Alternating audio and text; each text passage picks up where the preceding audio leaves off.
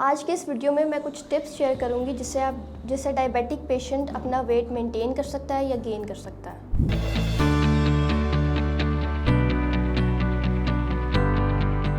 अस्सलाम वालेकुम, my name is Mahnoor and I am a clinical dietitian. और आज की इस वीडियो में विल टॉक अबाउट कि हम डायबिटीज़ के साथ वेट कैसे मेंटेन या गेन कर सकते हैं। सबसे पहले तो जो ये इस तरह के वेट लॉस के जो केसेस हैं वो टाइप 1 डायबिटीज़ के साथ ज़्यादा देखने को आते हैं कि वज़न उनका गिर जाता है विद डायबिटीज़। लेकिन टाइप 2 डायबिटीज़ में समटाइम्स जो स्लिम या जो अंडरवेट पेशेंट्स हैं उनमें भी डायबिटीज़ डायग्नोस हो जाती है, या इसके अलावा डायबिटीज़ के साथ कोई स्ट्रिक्ट डाइट फॉलो करने से या स्ट्रिक्ट एक्सरसाइज रूटीन रखने से भी वज़न एकदम से गिर जाता है। अंडरवेट पेशेंट्स में मसल मास क्योंकि कम होता है और उनमें विज़रल फैट ज़्यादा होता है, देखने में वो स्लिम लगते हैं लेकिन उनके ऑर्गन्स के गिर्द फैट का कंटेंट बहुत ज़्यादा होता है, जिसकी वजह से वो इंसुलिन के फंक्शंस के साथ इंटरफेयर करता है और जो ब्लड ग्लूकोज लेवल्स है वो हाई रहते हैं। और दूसरा एक रीज़न उनका लाइफस्टाइल या उनकी पुअर डाइट भी हो सकता है, जिसमें वो ऐसी खुराक ले रहे हैं जिसमें शुगर या रिफाइंड कार्बोहाइड्रेट्स बहुत ज़्यादा हैं या अनहेल्दी फैट्स बहुत ज़्यादा हैं या उनकी कोई फ़िज़िकल एक्टिविटी नहीं है।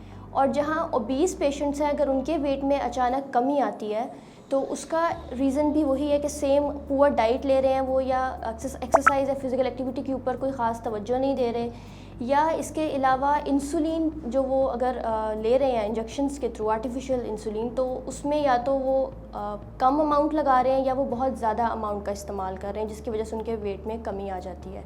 या एक रीज़न ये भी हो सकता है कि उन्हें कोई और न्यूट्रिशनल डेफिशिएंसी या कोई और मेडिकल कंडीशन हिट कर रही है, तो उसको इन्वेस्टिगेट करना पहले बहुत ज़रूरी है, उसके बाद हम कोई दूसरी प्रिवेंशंस या इंटरवेंशंस के ऊपर काम करते हैं। अब वज़न बढ़ाने के साथ साथ पहला जो प्राइमरी एक्शन है वो ये है कि हम ब्लड ग्लूकोज लेवल्स को कंट्रोल करें, जिसमें सबसे ज़रूरी ये है कि हम अपनी डाइट को असेस करें, उसमें रफली देखें कि आप कितनी कैलोरीज़ एक दिन में कंज्यूम कर रहे हैं और किस किस्म के फूड्स को अपनी डाइट का हिस्सा बनाया हुआ है। उसको असेस करने के बाद हम उनको ऑल्टर करेंगे, हेल्दी ऑप्शंस को चूज़ करेंगे, जिसमें हम कॉम्प्लेक्स कार्बोहाइड्रेट्स का इस्तेमाल करेंगे, जिसमें कीनोआ या होल ग्रेन्स हमारे पास एक अच्छा ऑप्शन है।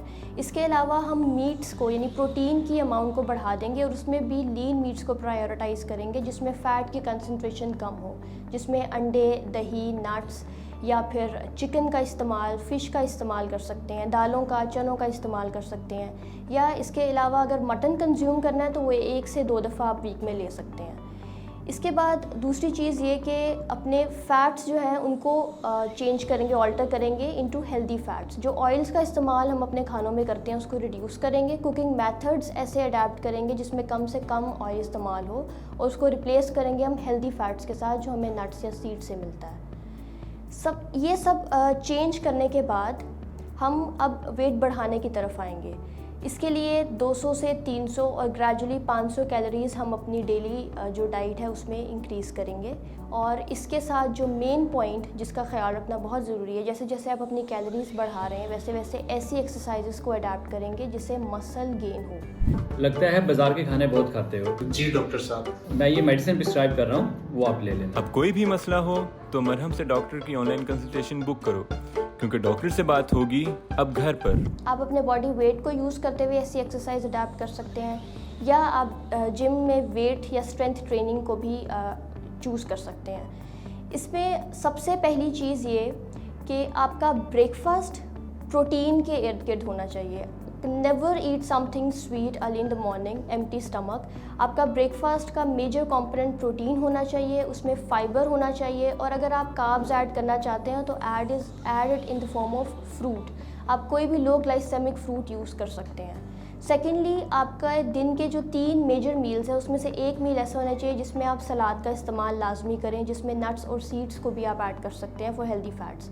और आपका कुकिंग मेथड ऐसा होना चाहिए जिसमें आप प्रोटीन को या तो ग्रिल करें या स्टीम करें या बॉईल करें, जिसमें कम से कम ऑयल का इस्तेमाल हो।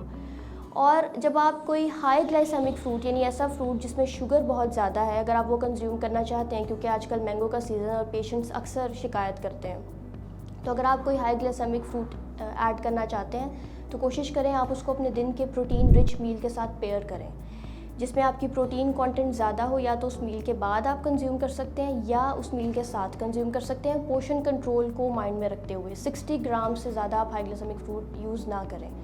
और इसका रीज़न बेसिकली ये है कि जब हम हाई फाइबर या हाई प्रोटीन मील के साथ कुछ एक्स्ट्रा कार्ब्स ले लेते हैं तो उससे शुगर स्पाइक्स नहीं आते, जिनसे हमने बेसिकली बचना है।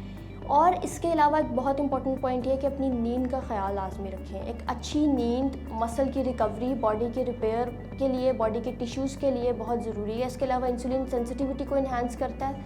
इसके अलावा ये आपके हार्मोन्स को बैलेंस करता है।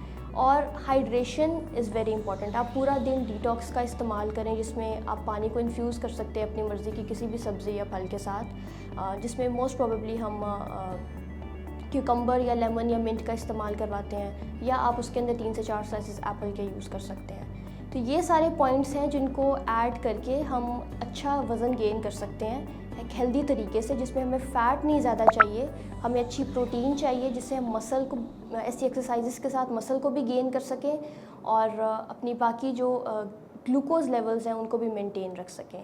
और फाइबर का जितना इस्तेमाल कर सकते हैं उतना बेहतर है।